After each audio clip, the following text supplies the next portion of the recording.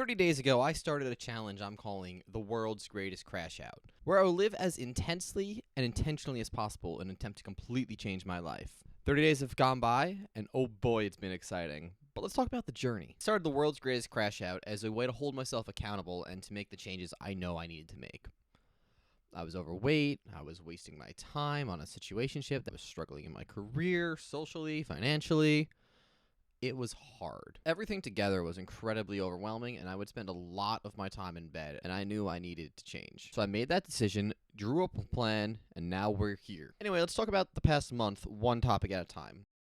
I'm back on keto, and I'm down to 206 on the dot, just a tenth of a pound shy from my goal for today, having started this challenge at 220 and 224 a few days before that. But anyway, this weight could fluctuate by the end of the day, so it's not the biggest deal. I do feel much more alert. I feel less hungry. I feel more energetic in general. And it's actually my second time on the diet. The first time I lost about 100, or a little over 100 pounds. And I believe it really works well, especially like for short-term, quick progress. Anyway, I've been having a lot of fun experimenting in the kitchen. I've even come up with some of like my own keto recipes, which I haven't seen online. So I'm like, oh, this could be fun. Maybe I'll share some of them with you on day 50. One thing, though, is I haven't been exercising as much as I would like. It's been a bit of an adjustment period, so that is a new challenge for day 50, is to get more exercise in, intentionally. I set the challenge for myself to line up 6K worth of gigs by today. Now, unfortunately, I only got about half that, but even then it was pretty good. That's pretty good for, 2 weeks, 3 weeks? This is about half. So instead of finding new clients, I focused on hitting up old ones.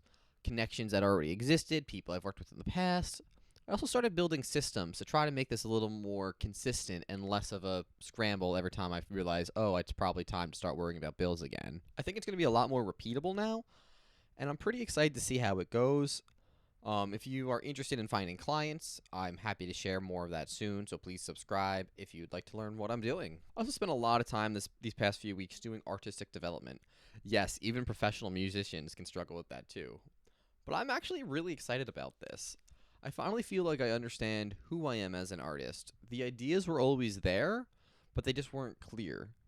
And now I can kind of see exactly what I want to do, but even more importantly, how to get there. This has been a really fun sprint.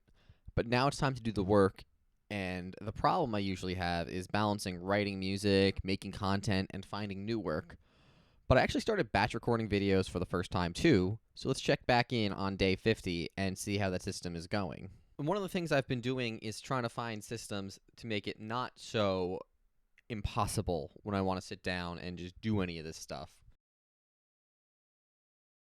And lastly, my social experiences. It was a really fun month for me. I didn't remember to vlog as much as I did last time, but I do have footage from Halloween. I first went to my friend's brand new brewery. If you're ever in the Hook Mountain or Nyack area, it's worth checking out. And then I went to a concert with my friends. It was a fun time, and I think a lot of artists overlook the sort of things that, make the art worth doing. When you go out and have fun and step away from the art, or even appreciate your art in a context of, I'm not just watching this because I have to, or going to concerts and just having a good time, it really does energize your spirit a lot. You don't need to focus on work all of the time, and I definitely want to try and incorporate more just general social time into my schedule and be intentional with making sure that that gets prioritized more than, yeah, we're together, but we're both talking work and doing work right now. Anyway, here is a list of goals I set out to do from day 7 to day 30, with an update on them as well. One thing I learned in this sprint that I think is really important, might be a through line going forward, is my goals were not too hard to achieve, but I didn't set them high enough. There were a couple I didn't hit, but I did more than I normally would in these past few weeks. And I just wasn't expecting the stuff that happened, which is what stopped me from most of those goals. So with that in mind, I am really aiming big for the next check-in. Overall, it was a great month so far. The next update will be day 50 in December, and then you won't hear from me for another 50 days at day 100.